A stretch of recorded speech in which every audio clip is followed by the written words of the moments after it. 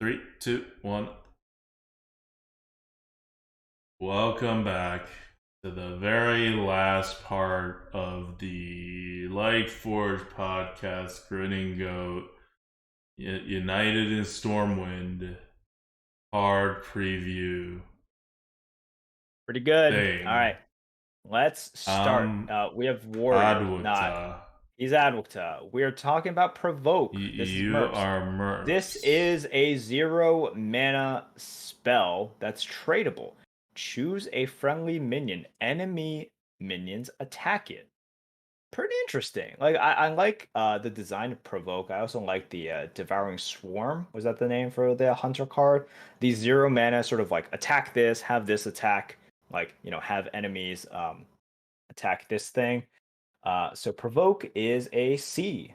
There's definitely going to be times in which you are able to use it. It effectively gives your thing rush, although not in sometimes better, sometimes worse rush. It's almost Yeah, 1 a.m. yes, it is. So I think that this is really interesting in that the implications are like, oh, if you give it rush, you can only attack one thing. Sometimes you only want to attack one thing. Sometimes you want to attack a lot more things. So for provoke, it's like sometimes better, sometimes worse. You got to figure it out. It is a C. Yeah, so Okay. it's like it's flipped, right? Yeah. So it's a real interesting take on the 0 mana card that gives rush. But what's really important about this card is not that it gives rush or it's rushing back or any of that. Oh god, the bugs are back. It's that it's tradable. And that's so huge with a 0 mana card like Provoke. This one's not even like that Hunter one where you get like card advantage back or anything when you play it in a certain way.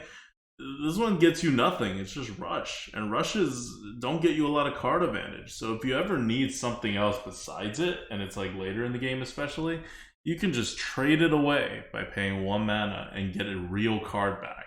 And that makes this like an actual card that you can put into your deck. Because without it, you can't put this card in your deck. Yeah. And It's a little bit too situational. yeah, Yep. and so it's a C mostly because of that tradable tag. So Yep. that If it's Yeah, if it's not useful, or if you just top deck it and you top deck and you're like, all right, you know what, back in you go. yep. Uh, there you go. I'm just gonna always trade you at this point, and that's fine. All right. Uh, Next okay. up is Shiver Their Timbers! Exclamation point. It's 1 mana, deal 2 damage to a minion. If you control a pirate, deal 5 instead. This is a B. It's like a solid B because 1 mana for 2 damage. We've said this before. It's not Fine. good. It's fine. Like yeah, it's fine. Eh, 1 mana for 5 damage to a minion. That's insane. That's like so freaking good. yeah. There are pirates. There are a Like lot of as pirates. there are a lot of pirates actually. And you just have to control it. So, and this is just a 1 mana card. So you can play it all on the same turn. Yeah. And you're getting a lot of tempo with this one. So this is a solid B. It's quite good. Next card is a Harbor Scamp.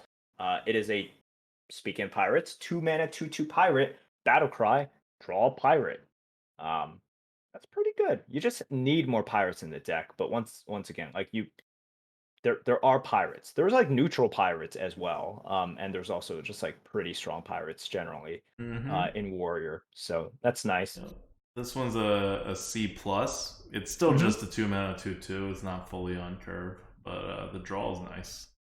The draw is quite nice. Next, we have Cargo Guard. This is a 3 mana 2/4 pirate. At the end of your turn, gain 3 armor. The armor matters. And the problem is 3 mana 2/4. We could talk about that for a long Yeah. time. But okay, so you always gain the 3 armor. You could keep gaining the armor. Like if this thing survives, you could keep gaining the Forever. armor forever. Like it could happen. And if you keep on gaining that armor, that value is super good. At the end of the day, it's a C. Like a 3 mana 2/4 is really It's crappy. a But D. yeah. But So this this armor, like if you think of how yeah. much gaining health or like armor gets you, this armor has pushed it up like 30 points essentially into a tier C. Yep. All right. So yeah. Next up is Heavy Plate. So heavy plate, we're seeing the bottom here. This is the worst tradable card in the game. It is a 3-mana tradable card that says gain 8 armor. I can't believe it still costs 3 mana to gain 8 armor in this day and age, but that's how these cards roll. In the arena, this is freaking terrible. You're also a warrior, so you can just gain armor by using your hero power. You almost always want to trade it, and it's a D. There you can't like if it almost just says tradable. Like the card itself is so bad and will be so rarely used that yeah, this is a D. You could use it some like the thing is here's part of the reason why it's like a D. Like when you need it, you like really need it. And then you can always trade it away, right? So it's always got that like bonus on top of it. So you really should look at it as a tradable card that has a niche use Yep. rather than a card that is tradable. This is like the opposite. It is you are trading this, and sometimes when you get it, you're like, holy shit, I really need this. So that's but once again, like when you need But like 8 armor, so rarely do you really need 8 armor and you're not like losing already and you're gonna die anyway. You know? Like this has to be like post stabilization somehow, and you have the card advantage, but you really need armor really quickly anyway somehow. Like it's such a small chance. Because otherwise you could just hero power your way up. yeah.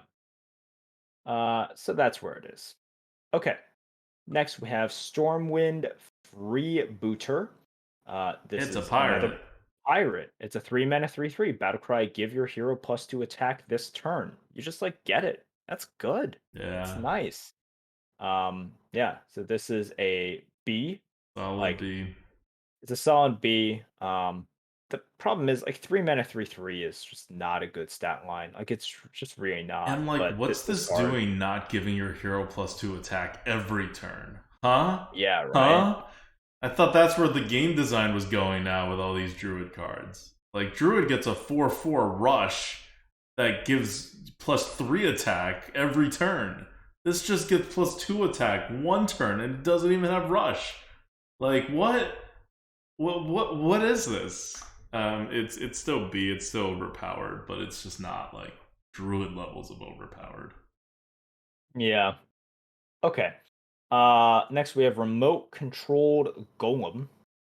Remote Controlled Golem is a 4-mana 3/6. After this takes damage, shuffle 2 Golem parts into your deck. So every time it takes damage, shuffle 2 Golem parts. When when the Golem part is drawn, summon a 2/1 mech. So it's like the squirrel. Yes. Almost. It's pretty much a squirrel, but it's a 4-drop, which makes it much better. So it's a C. It's like a high C, but it's not quite a C plus because these 2/1 mechs really don't do that much, just like the squirrels really don't do that much. They're like a nice little bonus to have, but they don't like push it up even from a C to a C plus. It pushes it up from very bottom of the C to almost a C plus. All right. Next, we have Cowardly Grunt. Cowardly Grunt is a 6-mana 6/2 Death Rattle. Summon a minion from your deck. So, exactly what is like a 6/2 worth? That's like 3 mana. Yeah, it's like pretty much 3 mana. Yeah, it's pretty much 3 mana. And Death Rattle, summoning a minion from your deck, on average, you're getting like 4/4. 4/4. Yeah. So this ends up being like a C. Yeah. This ends up being like a C. You're pulling something. You could pull something decent, and if you could pull something not Terrible. great. Like, why are you taking this chance if you're a good player? It's super random. So it's not unpickable. That's the thing. It's not like unpickable. It's a low C. It's a low C. Yeah, it is a curve card. That's the thing. Like if you pick this, can you play it on 6? Yeah. And being like somewhat satisfied sometimes. Yeah, you can. And you can high roll. You can actually high roll too. So it's a low C. You're not happy. Once again, C's in your deck are below average cards. Yes. But sometimes you will have to take them. Yeah.